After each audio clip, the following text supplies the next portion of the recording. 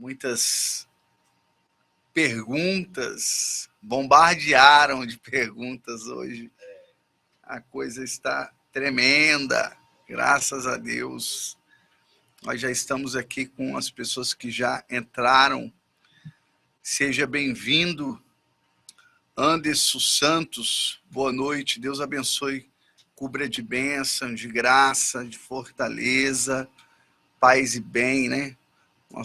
Uma saudação franciscana, Pax et Bono. Sandra Pereira, salve Maria Sandra, seja bem-vinda também para essa live de hoje, tão maravilhosa de perguntas aí. Ângela Maria, Deus abençoe poderosamente, santa noite, seja bem-vinda também a essa grande live. Danil Maria, Dani Maria, salve Maria, Deus abençoe, seja bem-vinda também.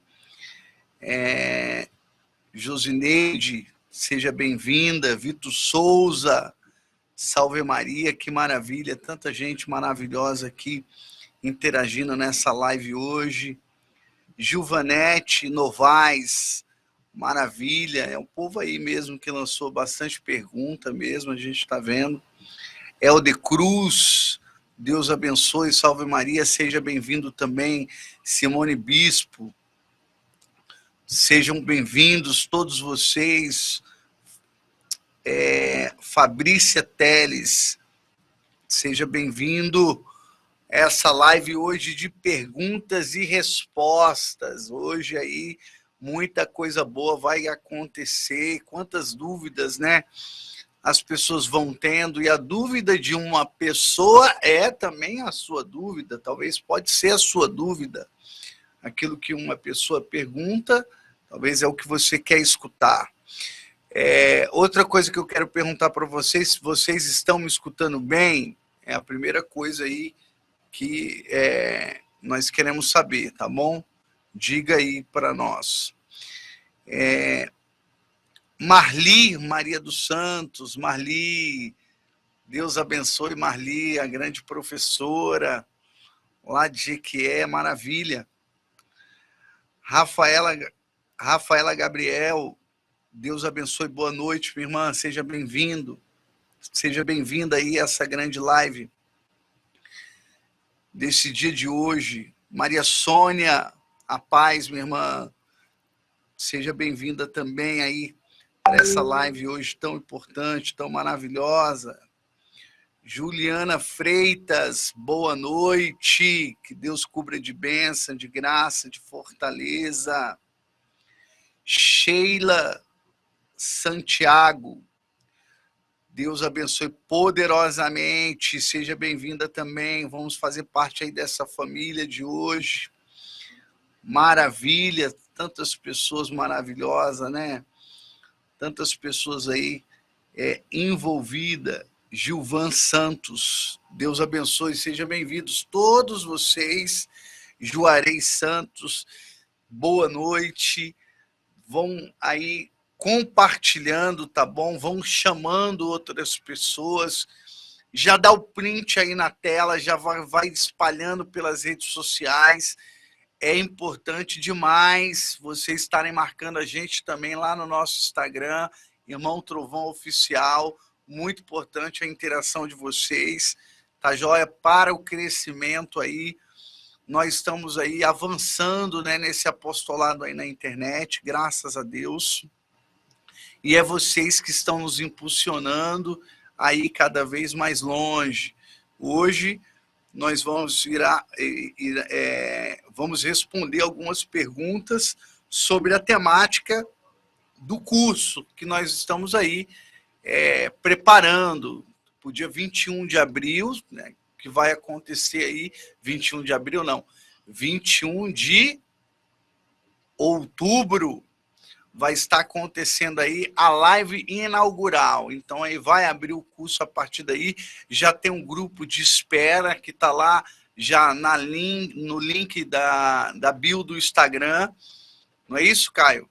Então você vai lá, já tem um grupo de espera no WhatsApp, e nós estamos dando todos os direcionamentos a partir do Instagram e a partir deste grupo de espera que está no WhatsApp. É só ir lá na bio do Instagram, lá Irmão Trovão Oficial, e aí você vai já estar aguardando e tendo a certeza que você vai estar dentro desse curso, né?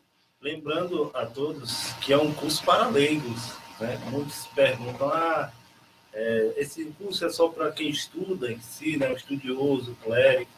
Não, esse curso também é para leigos, né? Então você que é leigo, você que está nessa live, esse curso é para você.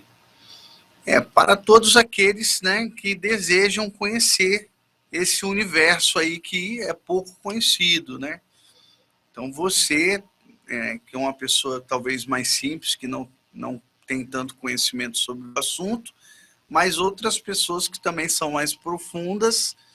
Então é um curso que é para todos aqueles que querem conhecer o assunto, né? Todos que querem conhecer esse assunto aí. Vamos aqui saudando Juvanete Novaes, Josineide Silva, Ana Maria Nunes, Deus abençoe poderosamente. Jailson, o Jailson Ramos, deve ser o Jailson lá de Janaúba, grande soldado da Virgem Maria, um homem do Rosário, maravilha. Seja bem-vindo aí, cada um de vocês. Com grande alegria que nós estamos aqui nessa live. Vamos iniciar em oração, né? Vamos começar a rezar, porque é importante. Todo estudo, todo aprofundamento, ele vem com uma inspiração do alto. Ele vem com uma inspiração que vem de Deus. É Deus quem vai nos norteando, né? E nos iluminando e levando o povo a uma melhor compreensão das coisas do alto. Então vamos começar em oração, em nome de Patris, et Filii, et Espírito Santo. Amém. Ave Maria, gracia plena, Dominus tecum, benedictui mulieribus ec benedictus fructus ventris tui, Iesus. Sancta Maria Mater Dei, ora pro nobis peccatoribus, nunc et hora morte nostrae. Amém. Chegou o dia das perguntas e das respostas.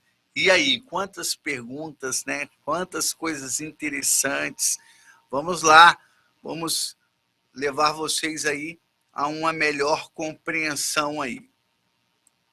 E vamos fazer um mergulho aí neste aprofundamento dentro da Mariologia, hoje com a temática Virgem Maria nos exorcismos. E são muitas coisas e muitas dúvidas. Nós estamos aqui com a Irene, lá de São Paulo.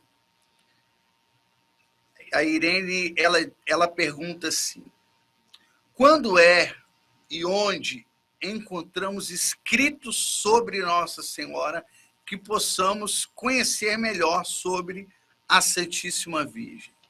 Nossa, escritos são milhares de escritos, né? São muitos escritos. Está aqui alguns, um dicionário maravilhoso que você pode estar adquirindo. Esse pequeno dicionário aqui, ele é um dicionário que não tem mais, é mais raro você encontrar ele, mas é um dicionário de Mariologia muito bom, vale a pena você estar adquirindo. Tem o livro de Santo Afonso de Ligório, As Glórias de Maria, que Santo Afonso demorou 15 anos para fazer esse livro. É realmente assim, um livro maravilhoso, onde você tem como você aprofundar. Tem o livro do dominicano, da Escola Bíblica de Jerusalém, fantástico também. O Garrigou Lagrange, A Mãe do Salvador, já é um livro assim bem profundo dentro também da Mariologia.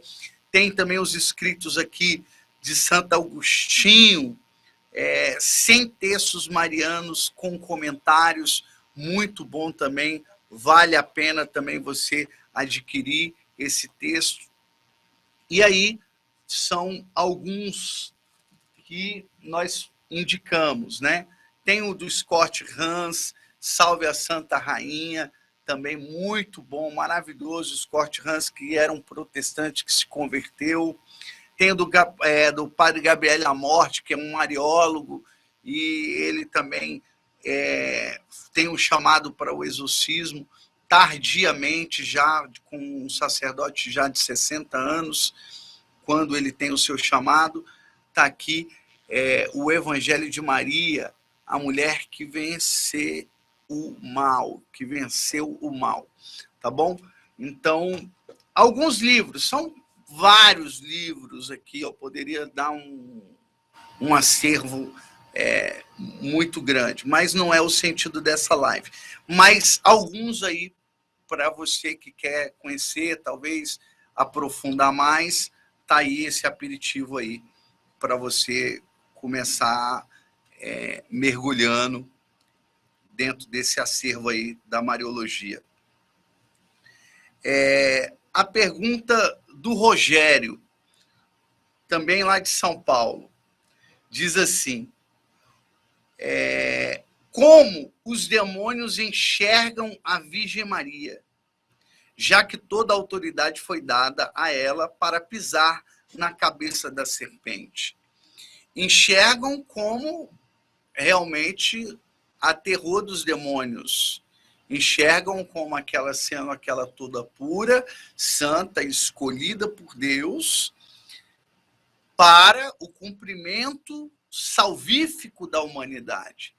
Os demônios sabem que ela foi escolhida por Deus. Algumas pessoas querem rejeitar a Virgem Maria, querem colocar ela como uma mulher qualquer, querem não dar toda a autoridade, mas essa autoridade que ela tem vem do Senhor. É o próprio Deus quem deu para ela. Ela tem autoridade no mundo espiritual por ela ser a mãe do Salvador. E aí está a diferença entre nós que somos católicos e os protestantes, porque os protestantes, aqueles que enxergam um papel importante de Nossa Senhora, eles assim não têm um amor profundo ainda por ela. Tem que ter um respeito. Alguns protestantes até respeitam, mas nunca vai ser um amor como nós católicos, porque, claro, nós temos mais de 2000 anos de história, de testemunhos. A igreja tem lá, desde os evangelhos, que vai falar de Nossa Senhora, e depois vem as catacumbas, né, onde vai colocar ali os desenhos, né, os ícones, onde vão pintar Nossa Senhora ali nos sepulcros, né, nas lápides. Então, a igreja vai tendo a percepção e a beleza de Nossa Senhora, que ela é essa mulher extraordinária mesmo, que esmaga a cabeça da serpente, e, claro, o demônio treme diante dela, né? O Alex, aqui de Candeias, ele pergunta assim: por que a igreja usa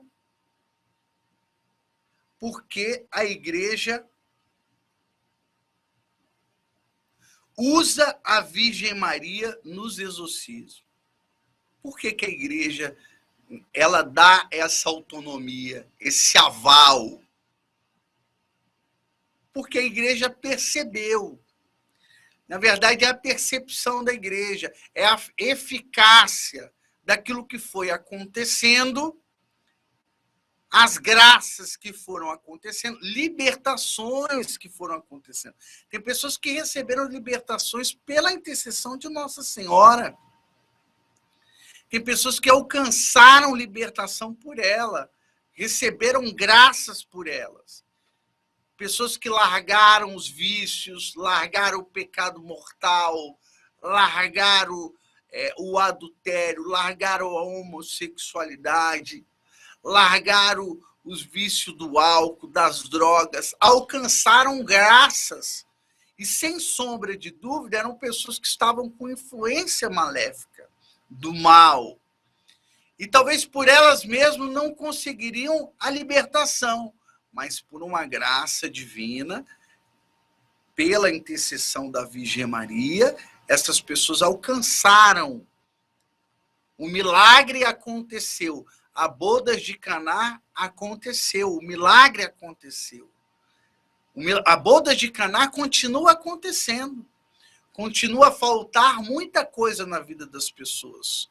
Faltar Deus, faltar amor, faltar virtudes, faltar fé. E muitas pessoas alcançaram graças por Nossa Senhora.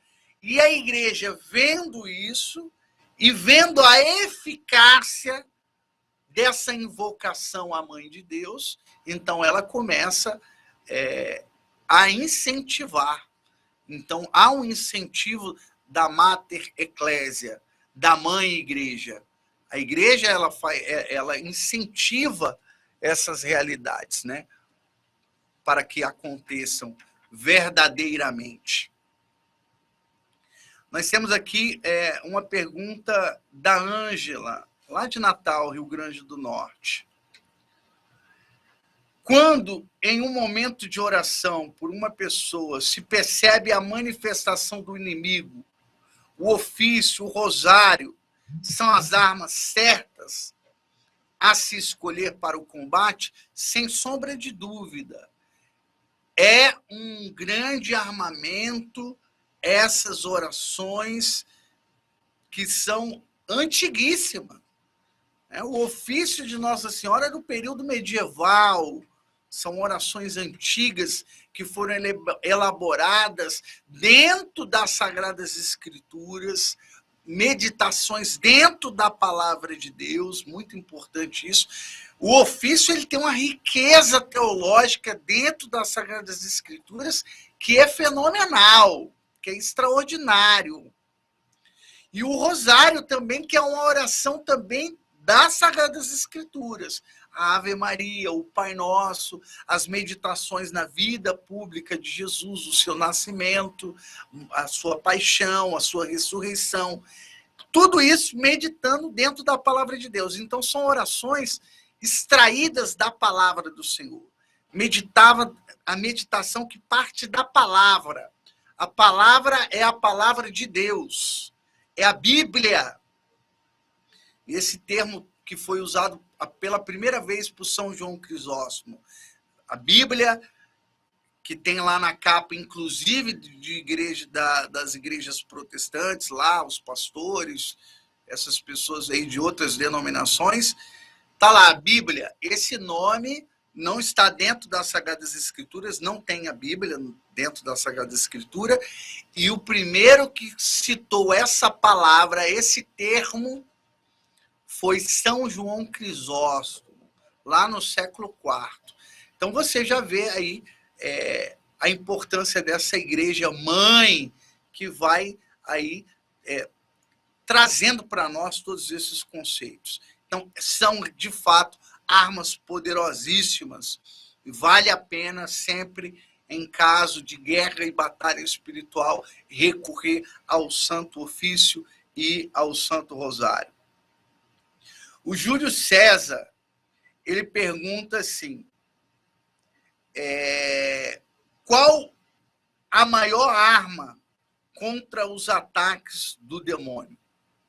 A maior arma contra os ataques do demônio, sem sombra de dúvida, é o Santo Rosário.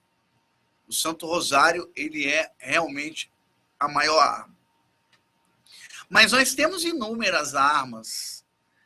O rosário é uma delas, mas a confissão é um exorcismo. A confissão sacramental, você se confessar com o sacerdote, é um exorcismo. Os seus pecados são apagados. Às vezes as pessoas querem às vezes a pessoa está passando por problema, dificuldade, que é uma oração do missionário. mas às vezes você está precisando de uma confissão. Se você se confessar, você vai obter libertação. Tem um fato extraordinário com um grande padre que tinha um dom de cura muito grande, Padre de Grandes, e ele, de repente, proclama a cura de um paralítico e proclama para que ele possa andar, que ele está recebendo a cura.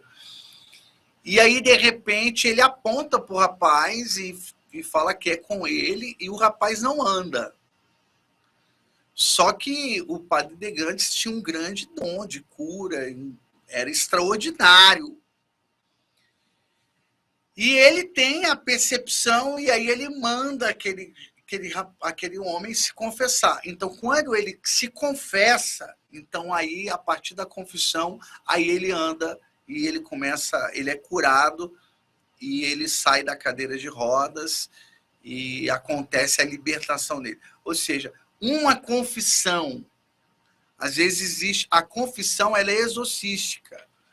Então, existem muitas armas que você pode usar contra o inimigo. Uma das grandes armas está em santidade, buscando a santidade. É uma arma poderosa.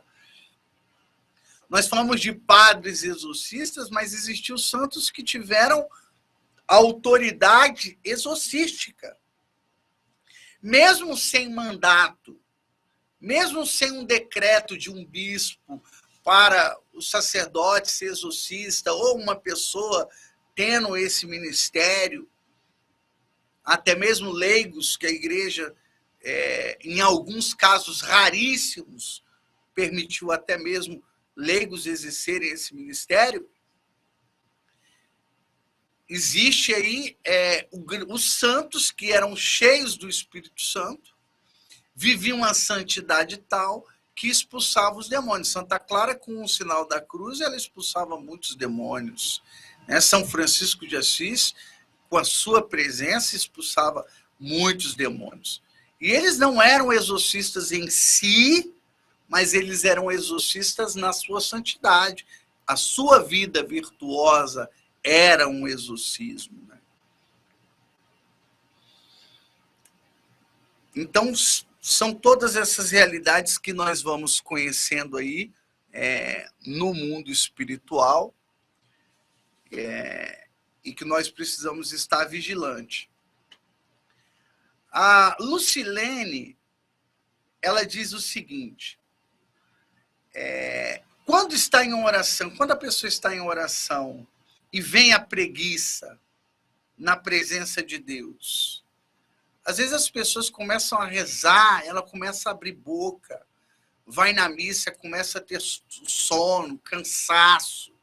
Isso, de fato, é uma batalha espiritual, deve se repreender. Claro, não é toda, às vezes a pessoa está cansada, então ela está cansada, não dormiu direito, aí começa a dormir. Então a gente precisa ter o discernimento espiritual. Santo Agostinho fala, nem tudo é o demônio. Tem gente que está falando que é o demônio, o demônio às vezes fala, pô, eu não tenho nada a ver com isso aí. Eu não tenho nada a ver com essa história. Então, o Santo Agostinho usa até uma analogia que também Santo Antão usa, que fala que o demônio ele é um cão acorrentado, ele não pode fazer nada, ele está acorrentado. Agora, se você vai lá e começa a querer fazer carinho no cachorro, no cão, no demônio, e aí o demônio só tem lá, além dele ser um cão acorrentado, Santo Antão ainda coloca que ele tem um dente podre. Então, se ele vai lá e você vai lá e ainda coloca e ele dá uma dentada em você, o dente cheio de infecção, você vai ficar ruim para você. Então, ou seja, o inimigo ele é um cão acorrentado, ele não tem força, ele não tem poder. Mais poder é o que Deus te deu na autoridade de batizado, de filho da igreja, os sacramentos, a força, a vida de oração, a palavra de Deus. Nós temos um grande armamento espiritual aí. O inimigo não tem poder sobre aqueles que andam em santidade, de modo nenhum. Francisco aqui, Francisco José, ele pergunta o seguinte: irmão, você acha que o anúncio feito em Fátima sobre o triunfo do Imaculado Coração já começou? A profecia de São Luís sobre o tempo de Maria, você acha que já estamos vivendo em todo o seu ápice? Olha só, de fato, nós estamos vivendo aí um período que as profecias de Fátima estão toda aí. Ela previu tudo que nós estamos vivendo. Ela falou que modas indecentes viriam no mundo, nós estamos vendo aí. É cada moda que você fica assustado, com as pessoas inventando cada maluquice aí. Então, você vê ela que previu que da Rússia se espalharia o erro pelo mundo inteiro, ela previu isso aí. Ela pediu para consagrar a Rússia ao seu Imaculado Coração. E olha só o que nós estamos vendo, né? São tantas realidades aí no mundo espiritual, nós estamos vendo essas realidades todas aí se concretizando, são profecias de Fátima. Fátima continua a falar ao nosso coração. Ela aparece para as crianças. Você quer saber quem mais seria atacado que não as crianças? As crianças hoje são atacadas a todo momento. Nossa Senhora, lá em 1917, nos alertando sobre Fátima, nos falando que o demônio viria com tudo. As crianças, elas eram crianças inocentes no passado, tinham mais inocência. Hoje, a inocência das crianças estão sendo saqueadas, roubadas pelos smartphones, pelos tablets, pelos notebooks, que é dado para as crianças muito cedo, de um modo desgovernado, sem controle. Então, o pai e a mãe que não quer ter problema, então vai lá e dá um smartphone para o filho, dá lá para ele ficar lá, e aí ali já vai gerando, né, um vício, já vai gerando uma compulsão, já vai perdendo o equilíbrio. Não, claro, você pode usar os meios de comunicação, tem os meios corretos de você usar, você pode colocar limites, falar, não, você vai usar só isso aqui, você pode colocar o que o seu filho assiste, o que ele não assiste, não tem problema. Mas o problema é que estão dando na mão das crianças, e as crianças estão sendo contra-atacadas terrivelmente através das redes sociais, de coisas que prejudicam nocivamente ali essas crianças. E Nossa Senhora, em Fátima, ela aparece para as crianças, porque as crianças estão sendo, de fato, contra-atacadas de um modo assustador e ferindo as crianças já desde pequeno. Então, o inimigo ele vai ter um acesso maior, ele vai poder ter um acesso de contra-ataque, de tentar tomar posse de uma maneira muito mais profunda, muito mais forte, né? Já começando ali na infância. Nossa Senhora nos alertou sobre isso em Fátima, ela nos alertou sobre o inferno, a existência do inferno, de correntes teológicas, de pessoas, inclusive do clero, né, da alta cúpula da igreja, que não acredita no inferno, que fala que o inferno está vazio, né, que não existe ninguém lá. Então, esse tipo de linguagem, Nossa Senhora já estava falando para nós, ela estava dando norte. De fato, o Imaculado Coração de Maria triunfará. E nós já estamos vivendo esse período do triunfo do Imaculado Coração. Essa live, ela é um triunfo do Imaculado Coração de Maria. Nós somos levantados como filhos de Maria. Nós já fazemos parte do reino de Maria. Sim, o reino de Maria e o coração imaculado da Virgem Maria já estão em ação, já está acontecendo. O próprio ministério do Papa São João Paulo II foi acompanhado profundamente por Nossa Senhora. Então, nós estamos vendo, sim, o triunfo. Nossa Senhora, as aparições, quantas coisas aí ela tem realmente falado, norteado aí a igreja, dando os direcionamentos. Então, eu acredito. Agora, se nós estamos vivendo o seu ápice, ainda não. O ápice nós não estamos vivendo. Eu acho que ainda tem muitas coisas ainda para acontecer.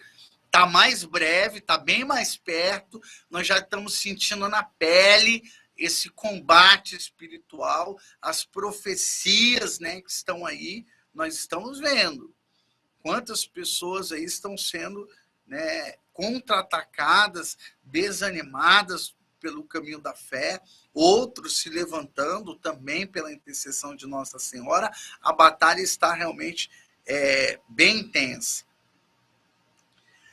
A Ana Paula, ela pergunta o seguinte, qual é o efeito das Ave Marias para os demônios? É um efeito realmente de muita tortura, de muita dor, e é um exorcismo. Cada Ave Maria é um exorcismo realmente que vai ali exorcizando o inimigo. Não tenham dúvida disso, que a Ave Maria é uma oração poderosíssima. O Bruno Fernandes, ele pergunta o seguinte, eu gostaria de saber sobre o nascimento de Nossa Senhora. Nossa Senhora nasceu de São Joaquim e Santa Ana. Eles eram estéreis, não poderia ter filhos, era uma dor muito grande para a cultura judaica não ter filho, era tido como uma maldição, e de repente, por um propósito ali de São Joaquim, juntamente também com Santa Ana, eles alcançam a graça. E aí, Santa Ana fica grávida, e aí nasce a bem-aventurada Virgem Maria, e acontece o extraordinário, porque nessa fecundação, ela vem com o sinal da predileção de Deus e vem com o sinal das promessas que uma mulher esmagaria a cabeça da serpente, porque ela não tem a nódoa do pecado. Ela não tem a marca, como que o ferro do inimigo. Já viu aqueles ferreiros que dão aquele... ferram ali o boi, o cavalo, né, para mostrar que faz parte do seu rebanho, que pertence a ele? Então, o ferro do inimigo, o inimigo não conseguiu colocar a sua marca em Nossa Senhora. Então, ela é imaculada. Então, ela é preservada de toda a culpa original. A Vânia Maria, ela pergunta, apenas a oração da Ave Maria exorciza os demônios? Não, existem muitas orações. O Pai Nosso é uma oração também de exorcismo. A Ave Maria é uma oração de exorcismo. Os Salmos, o Salmo 90, o Salmo 23, Efésios capítulo 6. Não, então, existem muitas orações de exorcismo. Agora, qual é a oração mais perfeita? Qual é a oração mais eficaz? A oração mais eficaz, eu diria, que é o Santo Rosário. Depois da Santa Missa, que a Santa Missa é o sacrifício de Cristo, é o exorcismo por excelência. É onde os demônios foram vencidos, foram na cruz. E a missa é isso, é o santo sacrifício. Então, a missa é um exorcismo maravilhoso. O rosário é um exorcismo também maravilhoso. Agora, a pessoa precisa ter a consciência também da eficácia. Tem pessoas que vão para a missa, entra de um jeito e sai do mesmo jeito. Tem pessoa que sai até pior. Tem pessoa que vai rezar, não acontece nada. Porque precisa também ter a disposição, é preciso ter abertura, é preciso realmente ter consciência do que está fazendo, aprofundar a sua fé. A pessoa não sabe de nada. Tem pessoas, inclusive, tem pessoas que vão até de outras religiões, entra lá, faz lá, não acontece nada, porque não está aberta a graça de Deus, não sabe do tamanho do mistério, da grandiosidade daquele território, daquele lugar. Então, é preciso ter também uma sensibilidade espiritual. São Pedro Julião Emar diz, o que é mais importante? A missa ou a oração? Ele vai colocar a oração é mais importante do que a missa, porque você só pode entender a missa a partir da vida de oração. Quando você é uma pessoa orante, quando você tem uma alma orante, então você vai ter um entendimento maior das coisas espirituais. Agora, a pessoa não tem vida de oração, vai para a missa como um cadáver. É um morto-vivo. Está lá, é a passagem do Apocalipse, capítulo 3, versículo 1. É considerado vivo, porém está morto. Então vai uma pessoa dessa para a Santa Missa, é um morto-vivo. Para ele, você pergunta a leitura, ele não sabe o que está acontecendo. O rito da missa não sabe nada, o que é o começo, o fim, por que ele está fazendo. É uma pessoa que está totalmente obscurecida, cega, uma pessoa morta espiritualmente.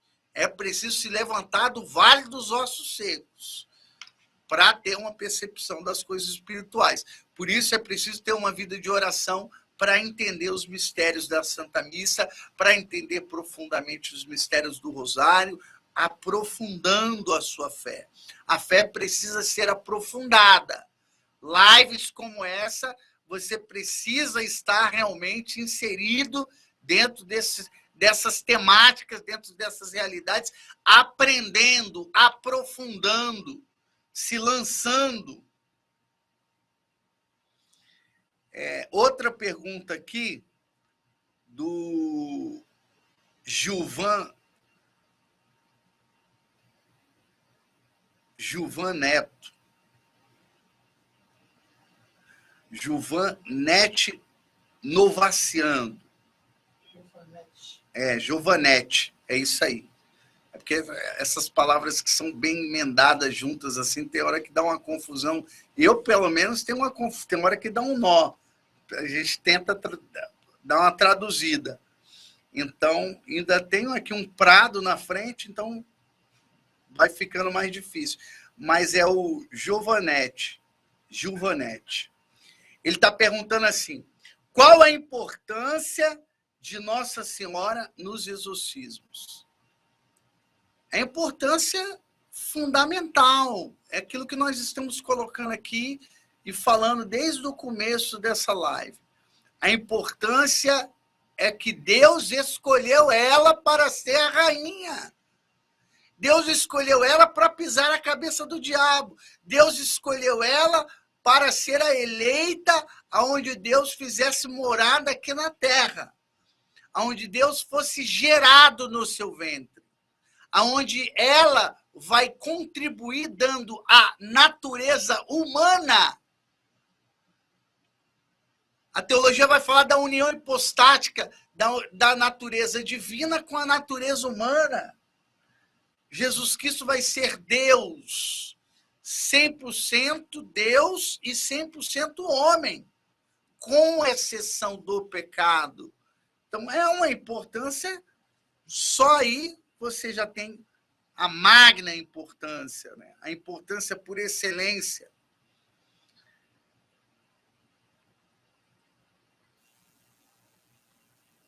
Sara Rocha,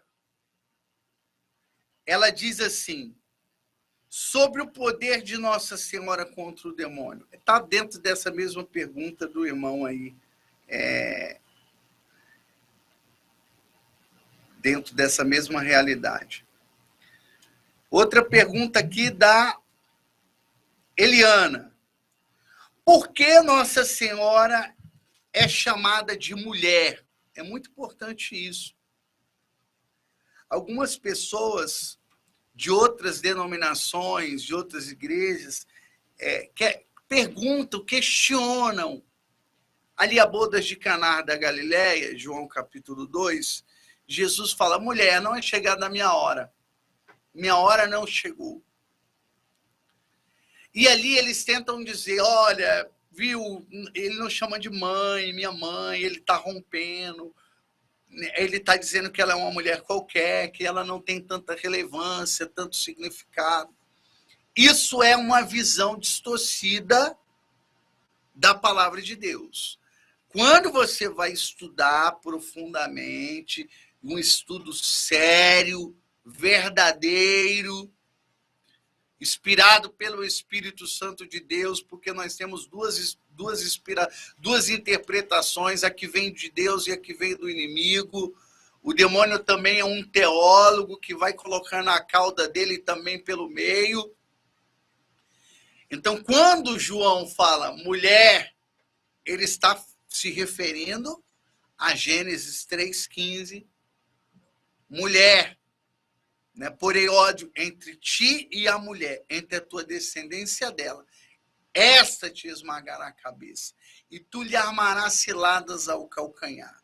É essa profecia, logo quando Adão e Eva caíram na lábia, na sedução da serpente, Deus deu uma promessa que era justamente pela mulher, que a cabeça da serpente seria esmagada. Apocalipse 12, 1, apareceu um grande sinal no céu, uma mulher revestida do sol, a lua debaixo dos seus pés, em cima da sua cabeça uma coroa de 12 estrelas. João capítulo 19, versículo 25 seguintes, onde vai falar, mulher, eis aí o teu filho, filho, eis aí a tua mãe, e dessa hora em diante o discípulo levou para a sua casa. Então nós estamos vendo várias passagens que eleva a Nossa Senhora. Até porque era assim que Eva também foi chamada. Mulher, a mãe dos viventes.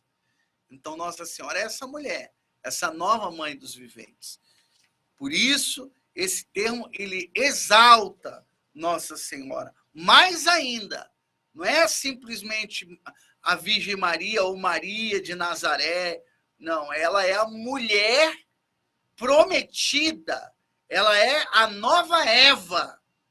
Os teólogos vão dizer isso, os grandes santos da igreja, São Justino, Santo Irineu, Santo Agostinho, e etc. Vão falar dessa grande realidade. Nós temos aqui mais perguntas. Essa é interessante, ok? Irene Xavier, lá de São Paulo. Por que o demônio tem tanta raiva de Nossa Senhora? E os irmãos evangélicos? O demônio, ele tem raiva porque ele queria ser a Virgem Maria. Ele queria as glórias que pertencem a Nossa Senhora, ele queria para ele.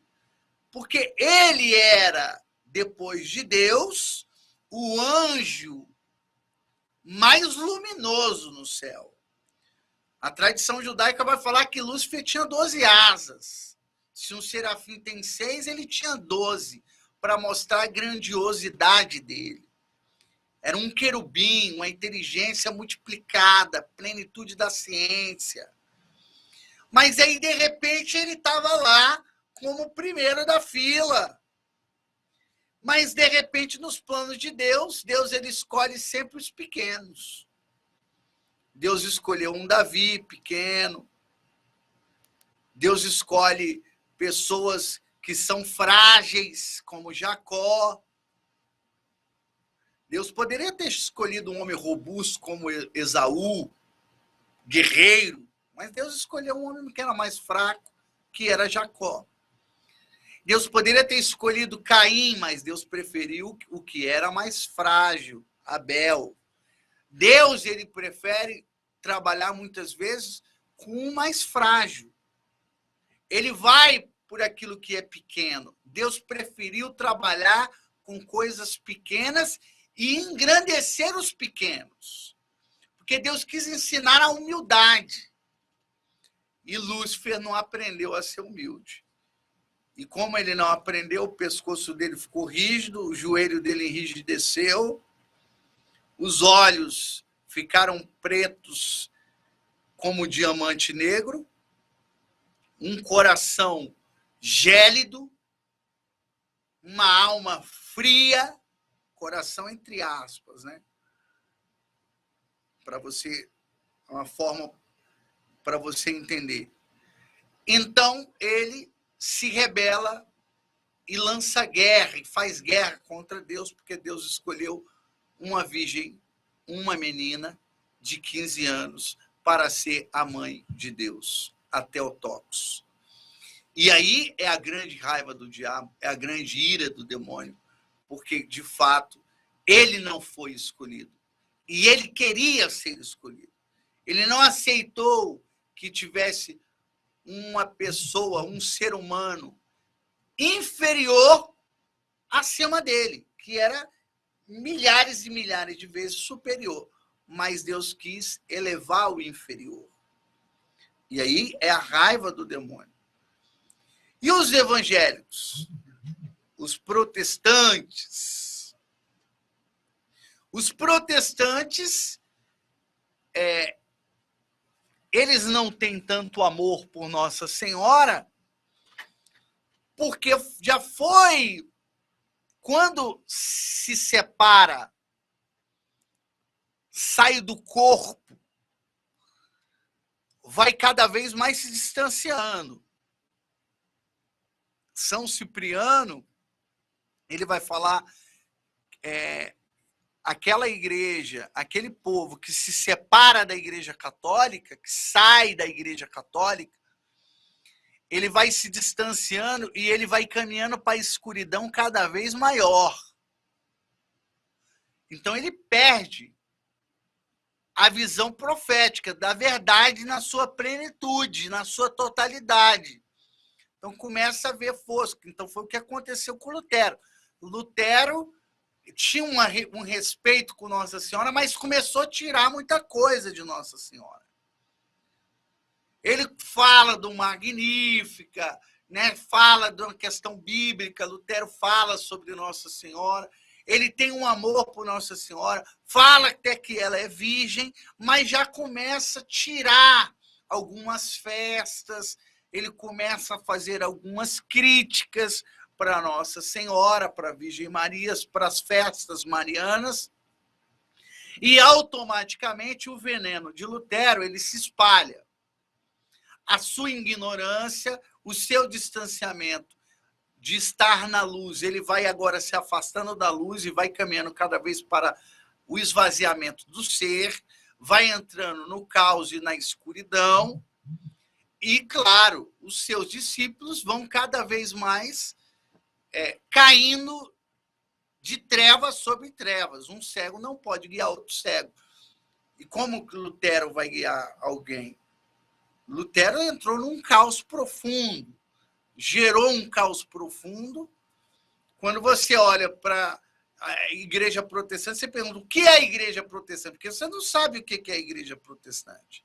Cada um tem um nome, cada um tem uma invenção, cada um... Esse dia eu conversava, pegava estava num Uber, vinha com um falando que era agora faz parte dos judeus messiânicos. O cara estava aguardando o sábado. Pô, A Sagrada Escritura está claro lá, sempre falando do domingo, que Jesus Cristo ressuscitou do domingo, apareceu sempre no domingo, vários textos bíblicos falando do domingo, que a igreja guardava o domingo, vem na tradição patrística falando do domingo, dias Domini, o dia do Senhor. Aí está o cara agora, não, sou judeu messiânico, são protestantes com mentalidade judaica, aí começa a guardar o sábado, começa a entrar em cada heresia, aí são esse tipo, cada um tipo de igreja, de seita dessa espalhada por aí, cada um tem uma mentalidade. A única coisa que eles são unidos é contra a Igreja Católica. É a única coisa que eles são unidos. É contra a igreja? Opa, estou aqui, presente. Mas eles não se entendem entre eles mesmos. Agora, claro, existem pessoas aí mais esclarecidas, que tem, mas tem cada pessoa aí que tem mente de perturbada, de gente louca mesmo. Tem gente que eu nem gasto meu latim. Tem gente que você já pensa para encher esse aí. Inclusive, eu fiz uma vez um rapaz que trabalhava nesses manicômios, e o que dava de gente, de testemunho de Jeová, de universal, era fora do comum, de congregação. É coisa. A pessoa lá está lá falando a Bíblia, versículo Bíblia, a boca cheia de espuma.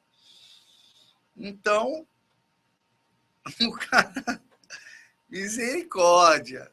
Agora, existem pessoas mais esclarecidas, né? Existem pessoas e pessoas, protestantes e protestantes. Né? Tem protestantes que ainda dá para dialogar, conversar um pouco. Né? Não significa que eu vou aceitar ou concordar com o mundo protestante. Mas conversar, dialogar, levar um esclarecimento, por exemplo, quem é a Virgem Maria? Qual é a diferença da nossa crença? Nós cremos na Igreja Católica e cremos na Virgem Maria. Há uma diferença entre o céu e a terra, como o protestante crê na Virgem Maria. Ele nunca que vai crer da nossa maneira. Talvez tenha um ou outro perdido aí, mas da forma que nós cremos, não compreende, porque eles têm uma tradição de 500 anos. Nós temos uma tradição de mais de 2.000 anos. Eles têm 500 anos de confusão. Nós temos uma tradição de 2.000 anos de união, de unidade. A igreja tem uma unidade. A igreja, ela está aí. Lutero deu o grito dele, está aí, não aconteceu. A igreja continua avançando em ordem de batalha, porque a igreja, ela tem uma promessa, é a promessa do próprio Deus. Deus quem governa a igreja, o Espírito Santo que governa a igreja. Ele não diz, vou iniciar aqui a igreja vai ser iniciada aqui, por um determinado momento eu vou estar nela, não, mas aí depois eu vou sumir, vou para outro lugar. Não, calma aí, faça um favor. Né? Então, nós precisamos ter mais uma realidade. Quando Deus ele fala, estarei convosco todos os dias. Mateus 28, 20. Vai lá. É o Evangelho de Mateus. É o Evangelho ali que coloca que Deus está todos os dias com sua igreja. É o Espírito Santo que vai governando ela, que vai levantando ela, que vai atraindo você para essa live, para você enraizar cada vez mais na igreja, para você conhecer, amá-la. E, claro, amar a Virgem Maria, se você se aproxima de Nossa Senhora, você vai se aproximar de Jesus Cristo. Cada vez mais. Muito mais. Quando nós falamos de Nossa Senhora, mas esse povo fala muito de Nossa Senhora, né? Tem uns protestantes que falam aí. Esse irmão Trovão fala muito de Nossa Senhora, né? É uma idolatria, né? Eles vão colocando cada situação, mas, na verdade, é porque eles não conhecem, na verdade, a teologia católica. São Luís Guion de Montfort diz que não pode se separar a luz do sol, nem a Virgem Maria de Jesus Cristo, nem Jesus de Nossa Senhora. São inseparáveis. Quando nós falamos de Nossa Senhora, nós estamos exaltando profundamente a Cristo. Porque Cristo, ele é o Senhor. A adoração é para Cristo. Ninguém está colocando que é para você adorar a Virgem Maria. Não. Você amá-la, reverenciá-la com um culto de hiperdulia, de uma grande veneração. Sim, é isso que a igreja orienta. Culto de latria é para Deus. É isso. Está claro isso aí na doutrina da Igreja Católica. E quando nós falamos de Nossa Senhora, nós estamos falando o que Deus fez nela e continua fazendo.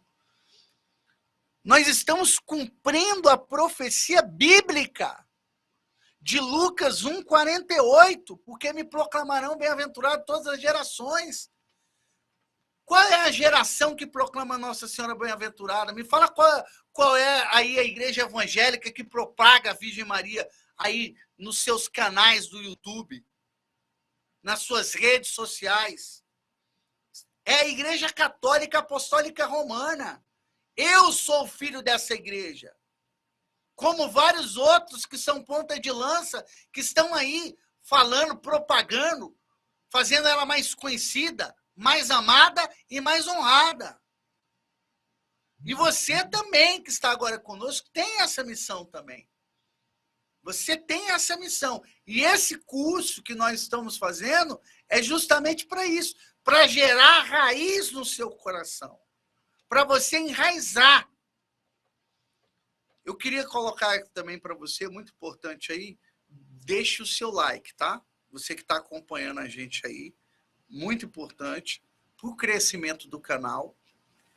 Deixe o seu like, compartilhe aí essa live de hoje de perguntas e respostas sobre a Virgem Maria nos exorcismos, muito importante. Você dá o print agora, dá o print aí na tela do seu celular, na tela do seu notebook, na tela do seu computador, da televisão. Tem pessoas que assistem pela televisão, a gente recebe vários testemunhos de pessoas aí que estão com a família inteira vendo lá a live, lá participando. Então, dá os prints aí, tá bom? E depois vai lá nas nossas redes sociais. Vai lá no meu Instagram, Irmão Trovão Oficial, e vamos fazer um grande barulho espiritual. Vamos dar o grande brado de São Miguel Arcanjo. Quem como Deus? Vamos evangelizar. Vamos usar as armas tecnológicas, essas verdadeiras ágoras, como o Bento XVI colocou, onde existe o debate, onde se debate as coisas espirituais, as coisas que vêm do alto, tá bom? É importante aí. Aperte o sino das notificações para você receber os novos vídeos. E você que não é inscrito, porque às vezes a pessoa está aí participando da live, mas ela não é inscrita no canal. Então você precisa se inscrever. Irmão Trovão, Fraternidade Combatentes na Fé. É o canal do YouTube. Tá joia? Se inscreve aí para você estar recebendo as novidades. Vamos interagir aí também com o Caio. O Caio tem algumas outras perguntas aí, Caio? São muitas. O pessoal veio realmente assim, a gente acha que não vai dar nem conta de responder, porque são milhares de perguntas, todo mundo perguntando. São muitas perguntas. O Felipe, tá aqui, Felipe Cati, ele está falando que é primo do senhor, está muito feliz de ver o senhor. Maravilha, Felipe. Tamo junto, meu irmão. E assim, teve uma irmã que perguntou assim, Ana Maria Nunes: irmão, esses dias minha filha perguntou, mãe, Nossa Senhora é virgem? Eu sei, mas após ter Jesus, ela não era mais não, né? Eu respondi como penso, mas gostaria de ouvir do Senhor. Ela queria saber sobre uma resposta sobre a virgindade de Nossa Senhora. Ela continua virgem, né? Ela é virgem, a virgindade de Nossa Senhora, a igreja coloca ela 3 vezes virgem, né? Virgem antes do parto, virgem no parto e virgem depois do parto. Ela é totalmente virgem, a toda pura. A Igreja do Oriente coloca essa terminologia, ela é toda pura. A virgindade de Nossa Senhora é um milagre. Como Jesus Cristo nascer só de uma mulher sem uma intervenção de um homem, porque biologicamente precisa do espermatozoide e de um óvulo. Jesus Cristo só nasce do óvulo, porque só nasce da Virgem Maria. Não teve a intenção de um sêmen de homem. Assim vai falar o Concílio de Latrão, ele fala sobre isso, está no Catecismo da Igreja Católica. Então, é um milagre isso? Sem sombra de dúvida. Um milagre. E outro grande milagre é a virgindade de Nossa Senhora. Mas se Deus faz tantos milagres, quando ele vem para a Terra, ele já vem fazendo muitos outros, porque ele vem mostrando que é diferente, que ele veio salvar, que ele veio resgatar e veio fazer de um modo pleno, diferente, de um modo de milagres e prodígios, portentos e sinais. Então, sem dúvida, ela é virgem antes, durante e depois.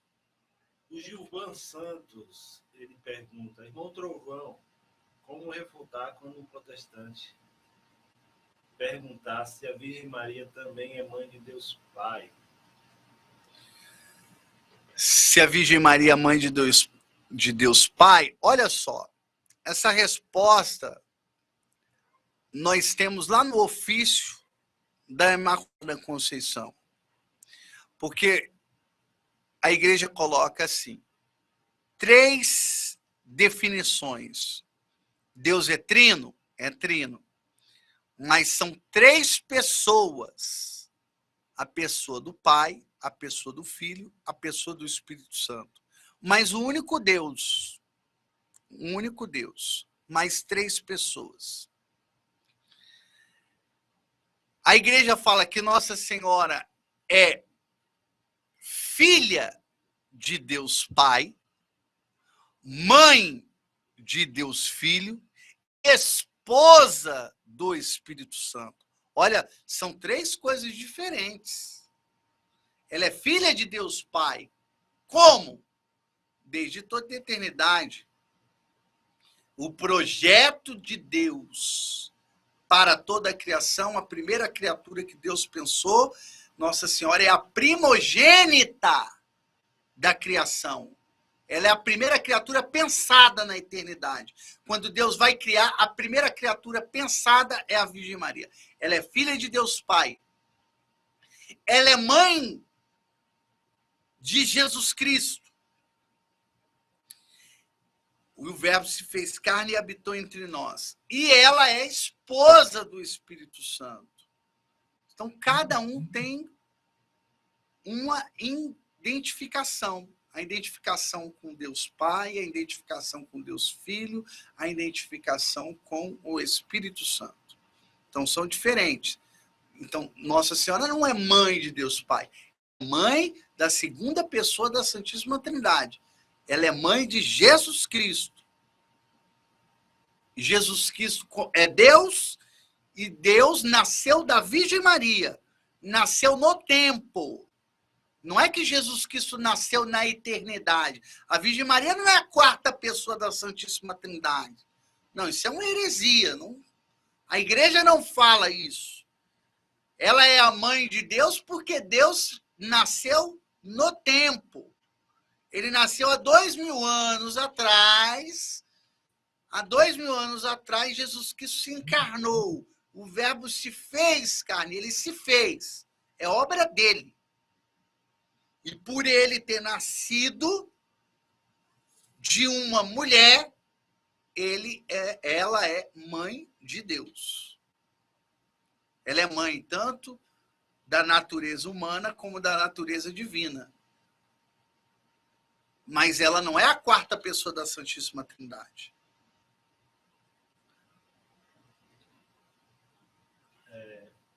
O Mateus Jesus, ele pergunta: existe algum título específico de Nossa Senhora que o demônio mais teme? Olha só, todos os títulos ele tem a sua importância. Mas existem relatos, inclusive no livro do Francisco Bamonte, que é o padre exorcista, que tem esse livro, A Virgem Maria, o Diabo nos Exorcismos, e ele vai colocar que o demônio, um dos títulos que o demônio tem mais repugnância e que mais ele se sente assim ofendido, humilhado, é a Imaculada Conceição. Então, isso de um relato da boca de um demônio forçado a confessar a verdade pela autoridade do padre exorcista. Então, o demônio foi lá, né, e falou da Imaculada Conceição. Então, a Imaculada Conceição, e o próprio demônio disse porque ele não pôde marcar ela. É como que ela escapou das suas garras, né? Porque toda a descendência vinha sendo marcada como o seu rebanho, né? Marcado com o seu sinal, com sua mancha, com sua sujeira. Mas, de repente, veio uma que Deus ele preservou ela de um modo antecipado, pela uma intervenção divina, sobrenatural, e ela, de repente, foi concebida sem pecado. Virgem Maria, concebida sem pecado. E aí, de fato, ele não pôde marcar e não pôde tê-la nas suas garras, na sua sujeira, na sua obra. Qual é a obra do diabo? A obra do pecado. O pecado é uma invenção angélica, né? O padre Paulo Ricardo sempre fala isso também nas suas reflexões, né? O pecado é uma obra dos anjos, é uma invenção angélica, dos anjos decaídos. A Célia Santos pergunta: qualquer um de nós podemos fazer um exorcismo ou devemos ter uma preparação espiritual? Olha só, exorcismo só pode fazer um padre que tem autorização do bispo. É o único que pode fazer exorcismo, é um padre que tem uma autorização do bispo. Um exorcismo propriamente dito. Agora, existe, por exemplo, orações de libertação. Oração de libertação, qualquer padre pode fazer, qualquer leigo pode fazer. Agora, quando eu falo qualquer, leigos devidamente preparados. O padre Gabriel Amorte, ele vai falar nos seus livros, aqui, ó, esse padre Gabriel Amorte, ele vai falar, ele vai testemunhar isso várias vezes. Ele não é um padre carismático, ele não teve nenhuma experiência,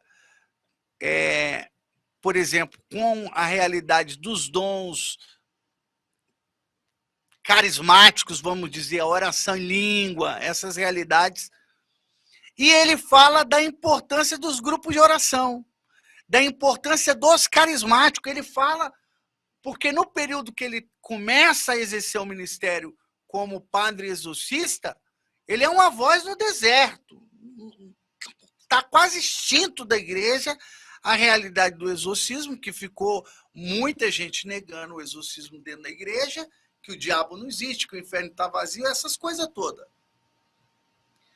E aí, claro, então se o demônio é uma figura de linguagem, né? Não, o demônio é um símbolo para dizer o que é o mal, essas coisas. Inclusive, eu tenho até um livro que está aqui, ó, esse livro aqui, ele tem algumas coisas que são interessantes, mas quando ele vai para essa realidade do diabo, ele nega profundamente. Ele fala que Lúcifer é um folclore, nesse livro aqui, ó. Tire suas dúvidas sobre a Bíblia, 159 respostas esclarecedoras. Não sei se vão ser tão esclarecedoras, mas ele nega, ele coloca que Lúcifer é um folclore judaico. Então, imagina, nós estamos dentro dessa realidade que as próprias pessoas dentro da igreja se duvidam do demônio. O padre Gabriel Amorte está falando de cardeais, de bispo, ele cansa de falar isso. Que as pessoas ignoram o alto clero da igreja, ignoram, em boa parte. Claro, avançou muito, o padre Gabriel Amorte foi uma voz profética aí dentro da igreja, avançou assim, de um modo assim, estupendo. Mas ele vai colocar no seu livro, inclusive no livro dele, Novos Relatos de um Exorcista, ele vai colocar nesse livro a importância de leigos, de pessoas da renovação carismática. Pessoas de renovação carismática que faziam orações de libertação, e o tanto que ajudou ele, eram leigas. Agora, são leigos preparados. O que é um leigo preparado? O leigo que se confessa uma vez por mês, em 15 dias, que reza o rosário. Maria Gabriela é uma leiga, ela fala que é uma pessoa que vai rezar por libertação. Se ela não rezar um rosário, pelo menos o mínimo é um rosário, nem adianta ela querer fazer oração por ninguém. A pessoa tem que ter uma vida de missa diária, né? Tem que ter uma vida sacramental, uma vida de santidade. Quando você olha hoje, cadê esse pessoal que ora por libertação? Sumiu, eu estou procurando com binóculo onde eles estão, com a lupa, com aquele telescópio, alguma coisa assim que aumente, porque evaporou, sumiu. Então, nós estamos vendo um período que é difícil, o período que nós estamos vivendo.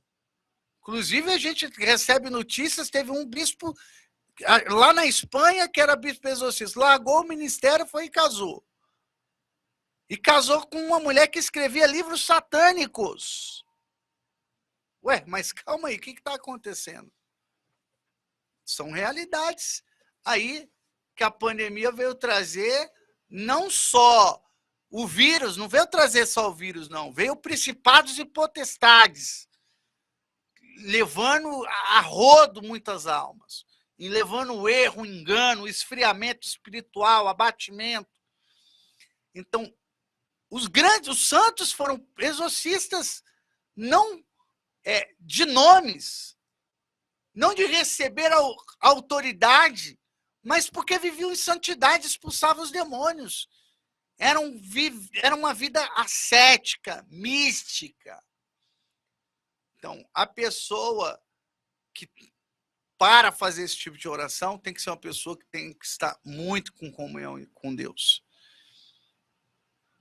Mas às vezes acontece. E aí, se acontecer, você procura um padre exorcista, você não acha. O padre Gabriel Amorte hoje, ele fala nos seus livros, ele cansa de relatar. Tem gente que tem título, ele é o padre exorcista, mas ele não sabe nem para onde vai o exorcismo.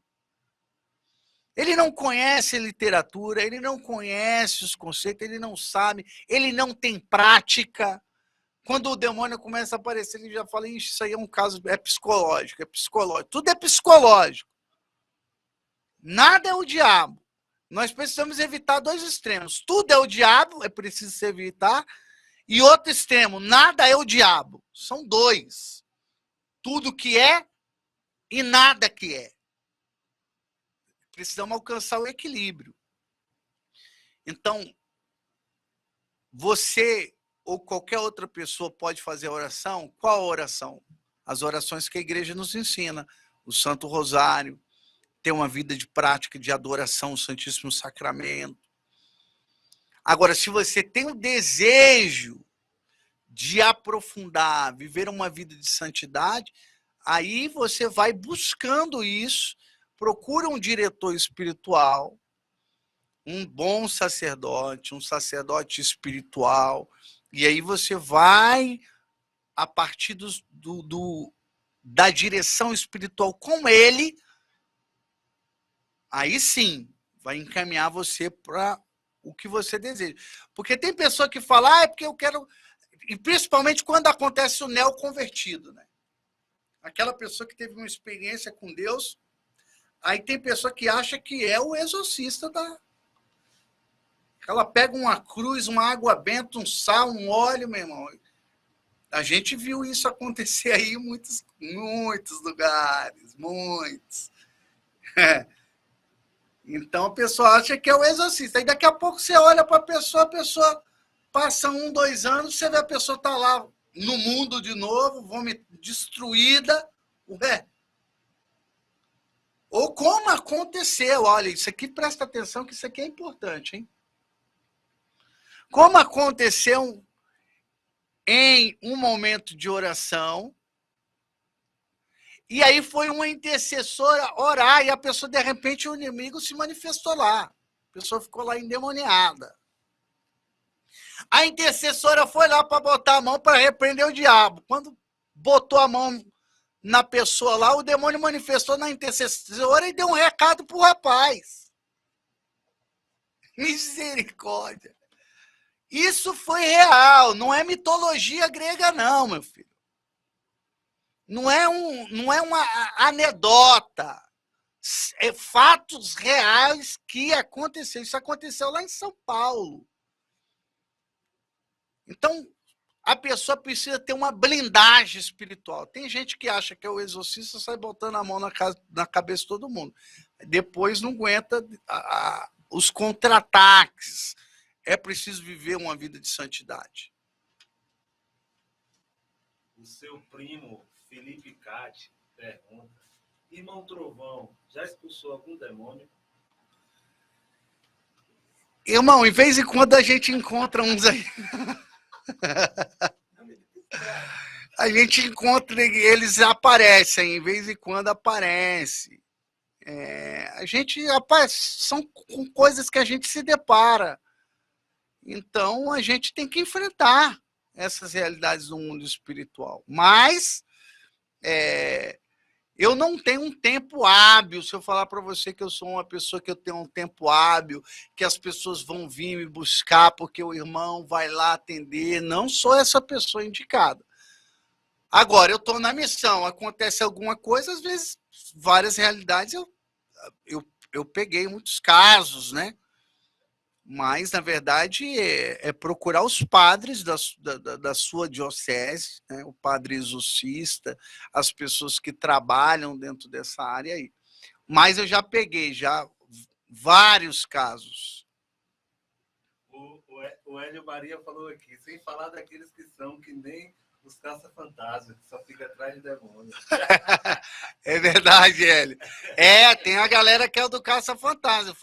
Toca a musiquinha e ele sai. Joga Pokémon. Né? E aí, esses aí é o que mais depois você vê todo destruído, né? A pessoa, daqui a pouco, passa uns anos, a pessoa está toda... Cadê o exorcista? Aí evaporou, né? Não aguentou o sopro, né? Eu já vi o demônio falando, esse aí não aguenta nem um sopro meu. Né?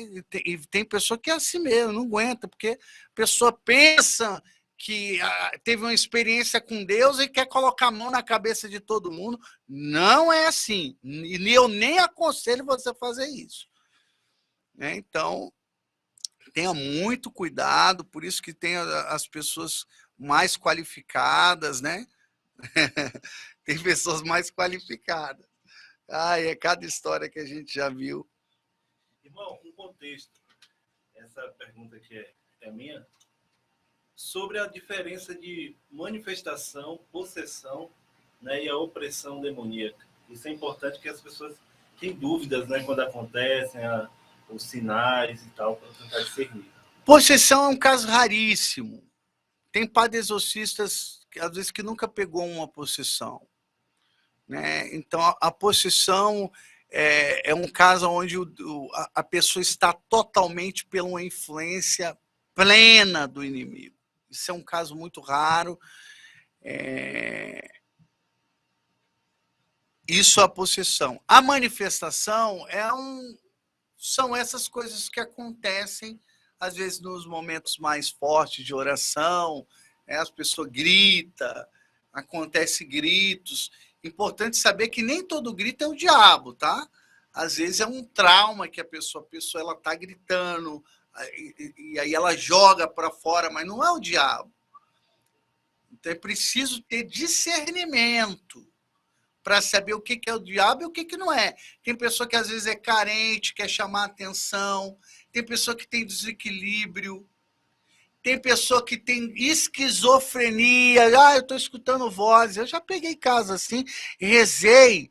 Eu tenho 2 casos que eu peguei, que a pessoa, estou escutando voz, rezava e não acontecia nada. E eu não entendi aquilo. E depois eu fui ver, a pessoa estava fazendo um tratamento, tinha problema de esquizofrenia. Então, nem. Eu escuto vozes. Então, nem tudo é o demônio, né? Então, tem as patologias, né? Tem problemas, distúrbios psíquicos e etc. Então, a possessão, o demônio toma por completo, manifestação acontece isso, gritos, né? A pessoa às vezes vem mesmo, o inimigo fala ali na boca da pessoa, tal, mas não é uma possessão. O inimigo não está na posse plena daquela alma. E a opressão, existe às vezes aquela opressão maligna, né? A pessoa se sente oprimida, perseguida pelo inimigo, então ela vai tendo aquela opressão do mal, né? Às vezes um sufocamento, um passar mal, então ela está sendo ali oprimida pelo inimigo. Mas não é uma possessão, não é uma manifestação, mas é uma opressão. Tem também o caso de infestação, de lugar estar infestado. Às vezes tem o lugar que está infestado do mal, tem coisas que acontecem na casa, luz apaga sozinha, então é uma infestação no lugar, né? Às vezes de repente aparecer ratos, baratas de uma quantidade assim exagerada, então é uma infestação do mal. De repente ali tem um sinal ali que o mal, né, está ali naquela região. Repito, não é apareceu todo rato, é o diabo. Apareceu a barata, o diabo está aqui. Não, por favor, né? Então, entenda as coisas, tenha um discernimento, uma sabedoria. Nós devemos evitar os extremos. E por isso que tem as pessoas que são mais qualificadas, pessoas que estudam o assunto, que entendem o assunto e que também têm uma vivência, né? Então, eu gosto de estudar esse assunto e já tive muitas experiências dentro dessa realidade. Gosto de falar sobre isso, de orientar as pessoas sobre isso. Sou um exorcista? Não. Sou uma pessoa que rezo por cura e libertação? Também não. Agora, se aparecer no meio do caminho, a gente está lá para lutar e vencer o inimigo, né? Pelas armas que Deus nos deu. E a gente se depara com essas realidades. Mas a gente se depara também com muita coisa que não é o diabo. Muita coisa que não é o inimigo.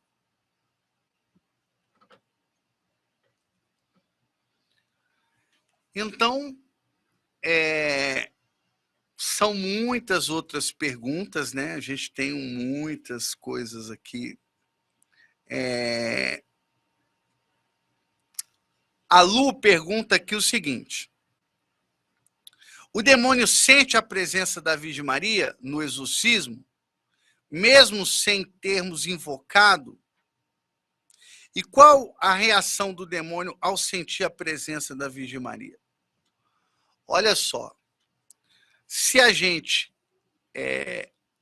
não clama, não pede a intercessão dela, às vezes o inimigo vai ter ali o acesso, né, àquele local, e ele não vai estar sentindo todo momento a presença ali da Virgem Maria ou a presença de Deus de um modo onde Deus vem como uma ação, né? Uma ação. Ele mostra esse presente de um modo mais forte. Ele mostra que ele está ali, ou Nossa Senhora mostra que está ali. Eu já vi várias vezes estar em momento rezando, e de repente ali, rezando o rosário, o inimigo está ali sendo torturado, né, enfraquecido, perdendo as suas forças, e de repente aparece, vem Nossa Senhora. Teve um caso que eu presenciei lá no Pernambuco, em Água Preta, no período que nós ficamos lá na diocese com Dom Henrique Soares, e um rapaz que estava lá com uma manifestação com o inimigo, e de repente ele falou, ela apareceu, ela chegou, e aí de repente Nossa Senhora esmaga a cabeça do diabo. Foi uma coisa incrível. Ele estava com uma força assustadora e de repente ele sentiu realmente a cabeça dele sendo esmagada e ele ficava no chão, se debatendo, agonizando, e Nossa Senhora esmagando a cabeça dele. Foi algo assim extraordinário, foi algo maravilhoso. Eu vi com os meus próprios olhos, testemunhei essa realidade no mundo espiritual. Então são realidades que acontecem. Temos a presença aí do Padre Tony na live. Ele botou aqui, salve Maria Santíssima. Padre Tony, sua bênção. Padre Tony, um grande amigo nosso aí em Salvador. Um grande padre também que luta com as forças do mal, né? Venceu muitas batalhas aí. Teve muitas batalhas de perto aí que só Deus mesmo assim para proteger ele, e a Virgem Maria, e foi um sacerdote realmente protegido por Nossa Senhora. É um padre também que tem muito a somar dentro dessa realidade aí do mundo espiritual.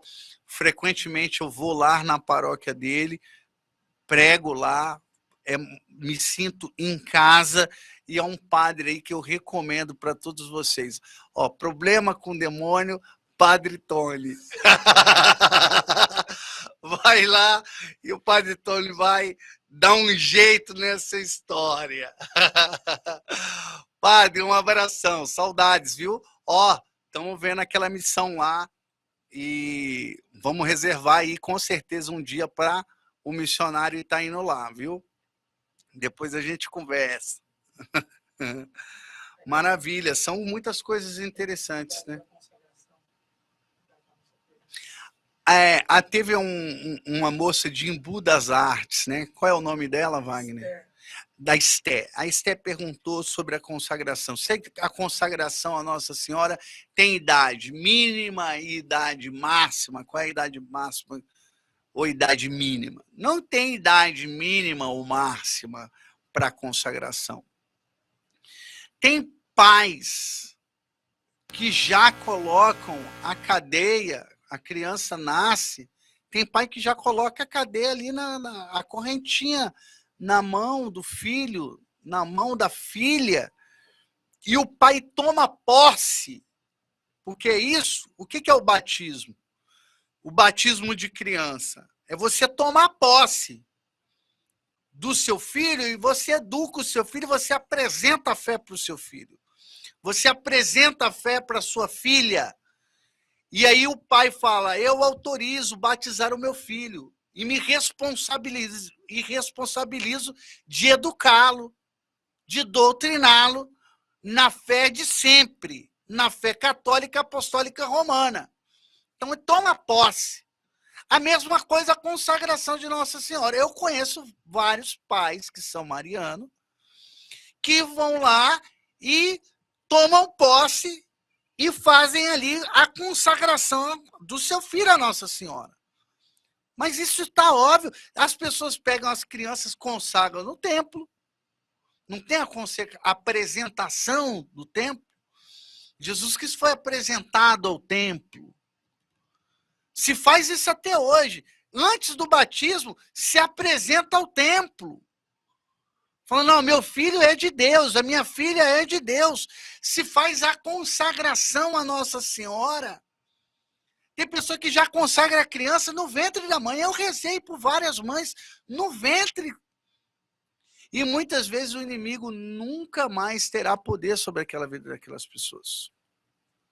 Porque aquela pessoa, o próprio demônio já confessou várias vezes, nós vemos isso acontecer em várias realidades. O próprio demônio, eu já vi pessoas que foram em terreiros, lugares onde está lá infestado de demônios, e de repente o demônio fala, ó, você não pertence a esse lugar, você pertence àquela mulher lá de cima. Ou seja, a pessoa foi consagrada a Nossa Senhora, desde o ventre da mãe ou desde criança. Então não existe momento, só vai se consagrar quando eu tenho a razão. Então aí quando eu estudar o tratado 10 vezes, ali, né, com Hélio de Maria, o padre Paulo Ricardo, o Cal Tedesco e o Celito, então aí eu vou me consagrar. Não. Então você tem que exercer a autoridade espiritual na sua casa, na sua família. Muito boa a sua pergunta, Esther. Exerça a autoridade na infância. E, eu estou velha demais, não vou me consagrar, porque falam que agora eu já não tenho mais nada para consagrar para Nossa Senhora. Aí que você tem tudo. Você ainda tem a sua vida, tem ainda tanta coisa. O padre Gabriel Amorte foi exorcista aos 60 anos de idade. Ele era um mariólogo e Deus levantou ele aos 60 anos de idade para ser o padre exorcista. Pô, 60 anos tem gente que já está pensando na aposentadoria. Tem missionário aí que já está pensando em aposentar.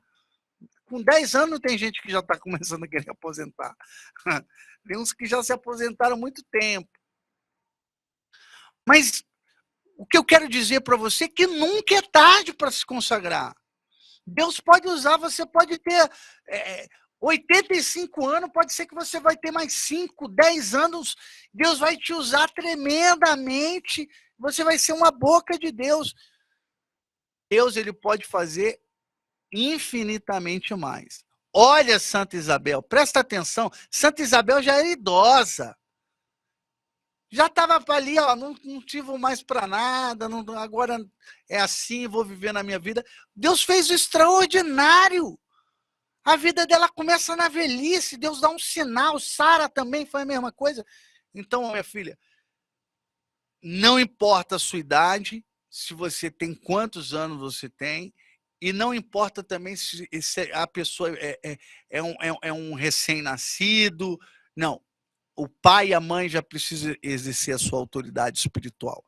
A consagração é para toda idade. É na infância, é na adolescência, na juventude, na idade madura, na velhice, já idoso. Qualquer idade, você precisa ser um consagrado a Nossa Senhora.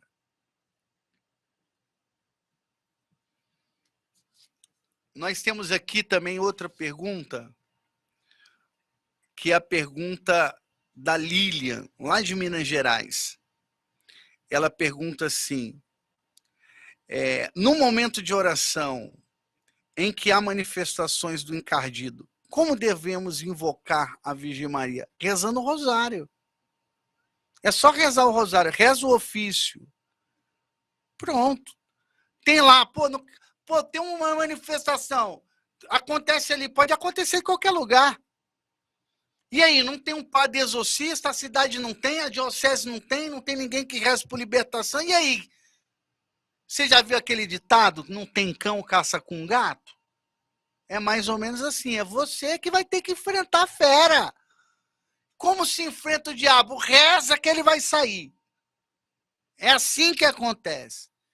Reza que o inimigo vai sair, vai bater de retirada. Se não tem ninguém, e aí? E cadê o nome de Deus? Não tem força? O nome de Jesus não tem força? O nome de Jesus não tem poder? Claro, o nome de Jesus é que expulsa o diabo. Mas nós também temos essa arma que é a invocação do nome de Maria. O nome por excelência é o nome de Jesus. Evidente. Está claro isso. Mas nós podemos usar o nome da Virgem Maria como uma arma também poderosa? Sim, se deve. A igreja orienta. Esse é o caminho. São vários armamentos. usa-se essa arma. E eu já vi vários testemunhos de pessoas que lá aconteceu problema, não tinha quem rezasse, lá começaram a rezar lá o texto e o inimigo não ficou. E não fica mesmo. Se não sai na primeira dezena, sai na segunda, na terceira, no terço. Se não sai no gozoso, sai no luminoso. Se não sai no luminoso, sai no doloroso. Se não sai no doloroso, sai no glorioso. Ele vai sair. Com oração ele não fica. Eu tenho certeza disso. Nós fizemos uma enquete aqui na live, perguntando quem era consagrado a Virgem Maria pelo tratado. 58% das pessoas responderam que sim, irmão, e 42% responderam que não. Então, essas 42% das pessoas, né, não são consagradas. É uma oportunidade aí de se consagrar a Nossa Senhora, você vai ter uma blindagem no mundo espiritual, né? A consagração a Nossa Senhora, ela é uma blindagem. Você está blindado contra o mal, você está blindado contra o inimigo.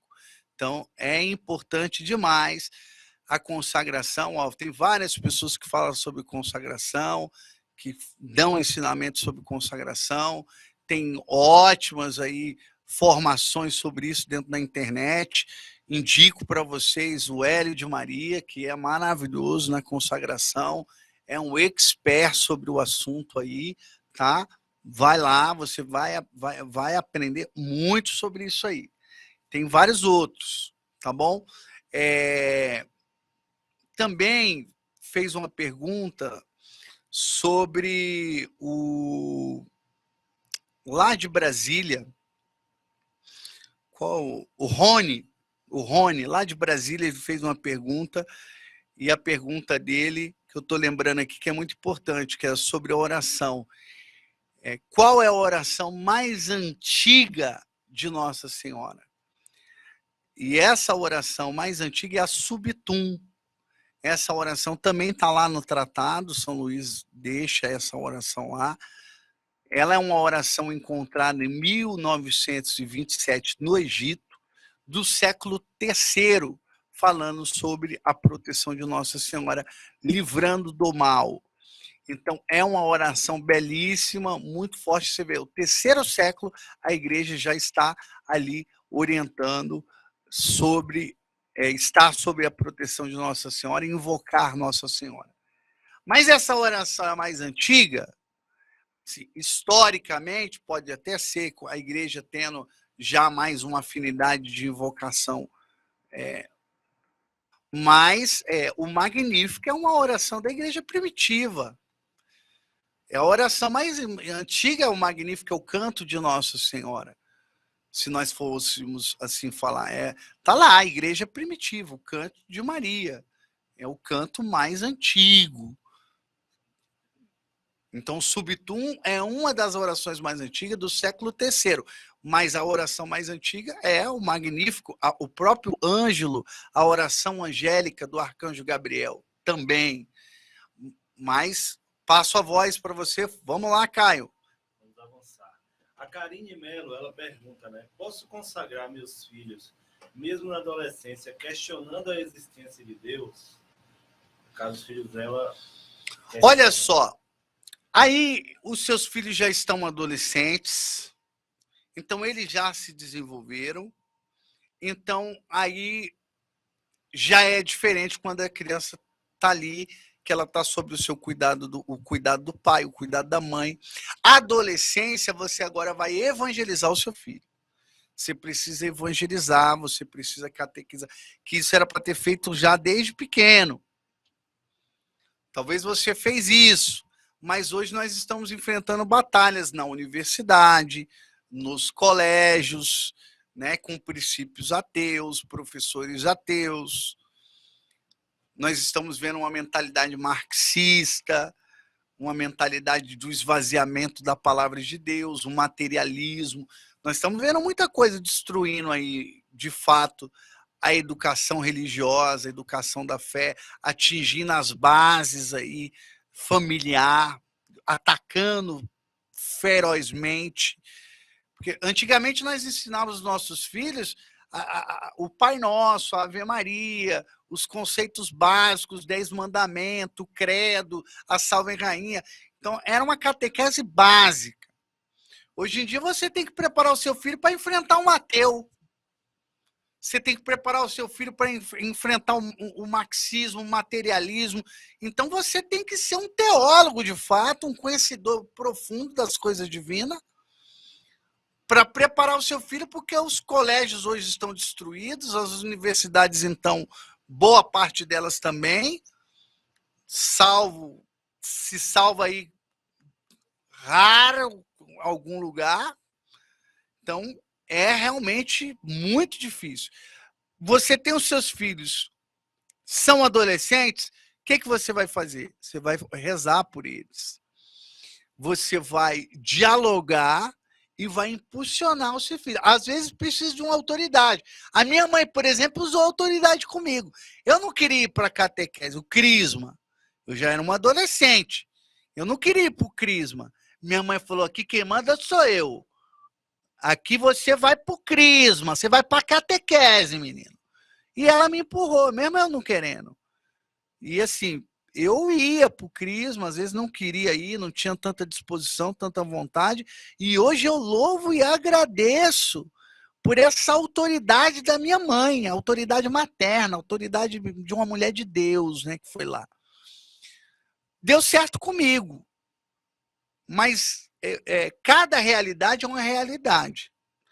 A realidade, você precisa conhecer a realidade da sua casa, da sua família, fazer uma leitura espiritual, ter um diretor espiritual, procurar bons sacerdotes, procurar pessoas da sua cidade que vão te orientar melhor. Por uma live não dá para te orientar.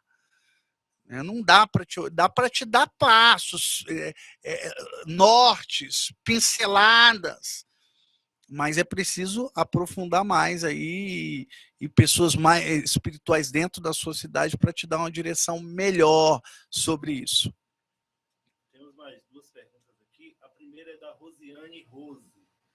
Não está muito dentro do tema, mas assim, ela pediu uma ajuda. Ela me ajuda com uma questão. Minha irmã não quer colocar meu sobrinho na catequese porque disse que o catequista é homossexual. O que falar para ela? Irmã, ó, os nossos defeitos, as nossas misérias, a pessoa ensinando o que a igreja ensina, acabou. Eu não quero saber a pessoa se ele está no adultério, se ele está lá, o que ele faz da vida dele, às vezes não é uma pessoa tão virtuosa, mas ele está ensinando o que a igreja fala. Claro, o que seria melhor? Uma pessoa virtuosa, né? Uma pessoa cheia do Espírito Santo, uma pessoa que dá testemunho. É isso que realmente, esse é o certo, é o ideal. Mas a gente sabe que nas nossas paróquias, às vezes o coroinha está lá no tráfico de droga. Eu já ouvi testemunho disso aí. O coroinha está do tráfico, é filho do traficante. Aí tem essa realidade do catequista, tem problemas na sua sexualidade, é uma pessoa com homossexual, etc. Então, o que precisa se fazer? É preciso colocar o seu filho na catequese para ele aprender. Ou com essa pessoa, ou com outra. Se tiver uma pessoa mais virtuosa, eu aconselho. Agora não tem. Então, não tem. Repita, a palavra é a mesma. Não tem cão, caça com gato. O que não pode é ficar sem catequese. O que não pode é ficar sem aprender a palavra de Deus. É isso que não pode ficar. Vamos aí, preparando para finalizar essa live. Olha, deixa o seu like. O seu comentário é de importância tremenda, primordial. Vai aí, bota o seu comentário. O que você achou dessa live de perguntas e respostas? Gostou? Coloca aí. Seria interessante a todos colocar o comentário tanto aqui na live e após a live encerrar no vídeo que vai ficar no YouTube. Né? Então, exatamente, cara. Seria muito importante para esse vídeo ir para mais pessoas. Então, a última pergunta aqui é da Aparecida Silva. Ela diz: irmão, sua bênção. Por que quando Jesus ressuscitou, não apareceu primeiro para sua mãe? Já que ela era mãe dele. Um protestante me fez essa pergunta hoje. Olha só. Na verdade, a tradição da igreja vai falar que a primeira pessoa que Nossa Senhora apareceu foi a bem-aventurada Virgem Maria. Existe uma corrente teológica de alguns teólogos que fala que Jesus Cristo não apareceu para Nossa Senhora e dão as razões para isso. Mas existe uma gama, um acervo enorme. Inclusive, eu tenho um livro que fala sobre isso, com N santos da igreja, teólogos, mas milhares, não é pouco, não. Então, a igreja está cheio desse testemunho. O problema é que todo mundo quer a coisa mastigada. Aí, mas tem que ler, tem que buscar. A igreja é um tesouro enorme. O Brasil tem quase nada de literatura católica mesmo. A igreja tem muita coisa. Muita mesmo. Então, assim, tem sim testemunhos e que fala a tradição da igreja, porque nós não somos sola a escritura. O protestante é sola a escritura. Somente a escritura.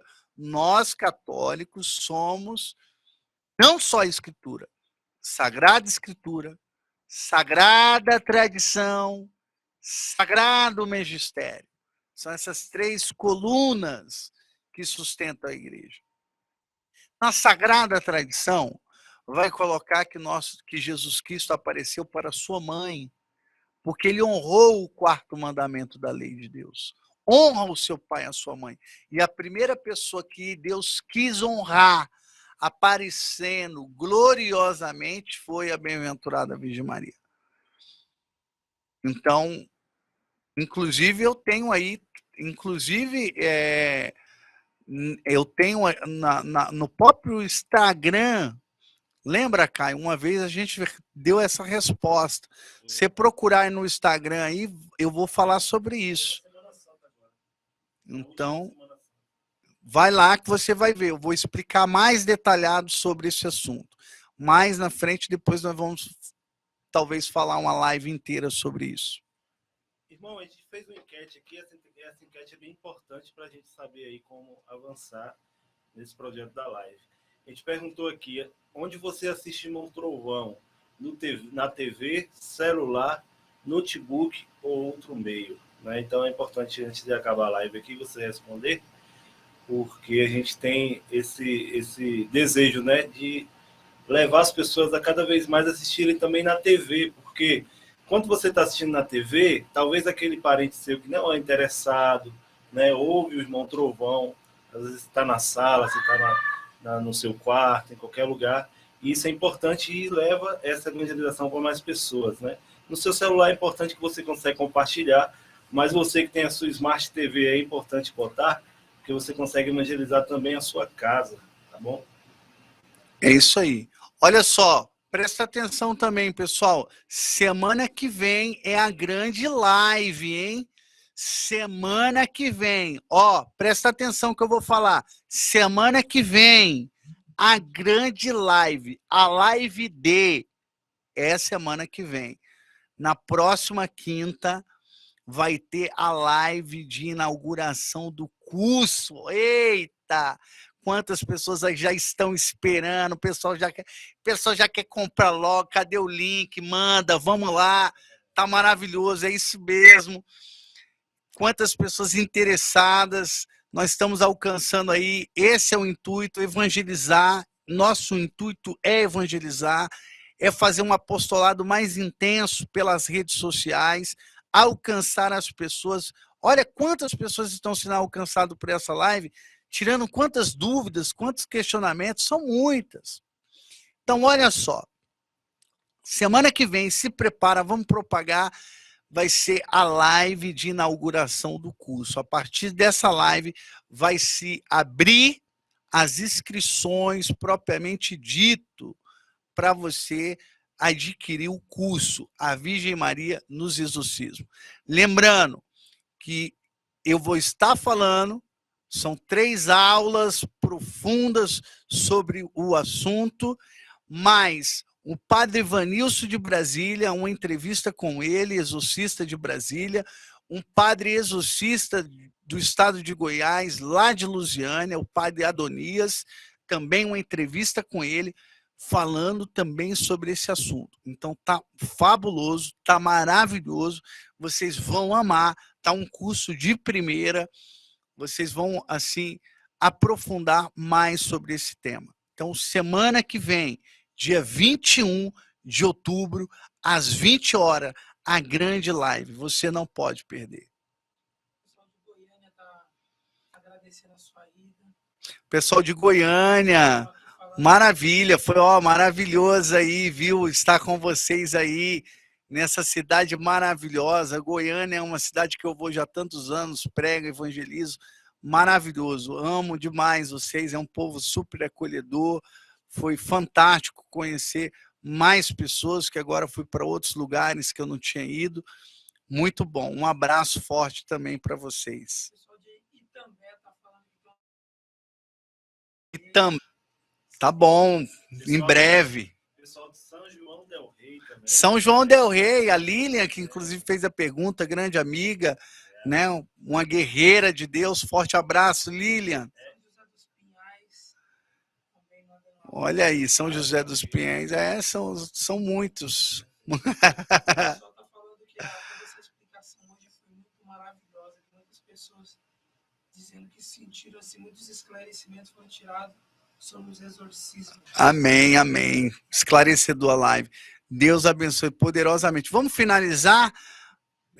A gente tem que sempre botar um fim, né, nas coisas, né? Isso é muito bom, muito gostoso. Vejo que foi todo mundo interagindo aí, aquela coisa maravilhosa. E vamos avançando, né, nesse meio de comunicação, na evangelização. Um prazer enorme estar com vocês. Mais uma live, mais uma quinta-feira. Nós estamos aqui reunidos pelo poder da Santíssima Trindade, nós estamos aqui reunidos no nome de Deus, que é Pai, Filho e Espírito Santo. Amém. Salve Maria, Deus abençoe.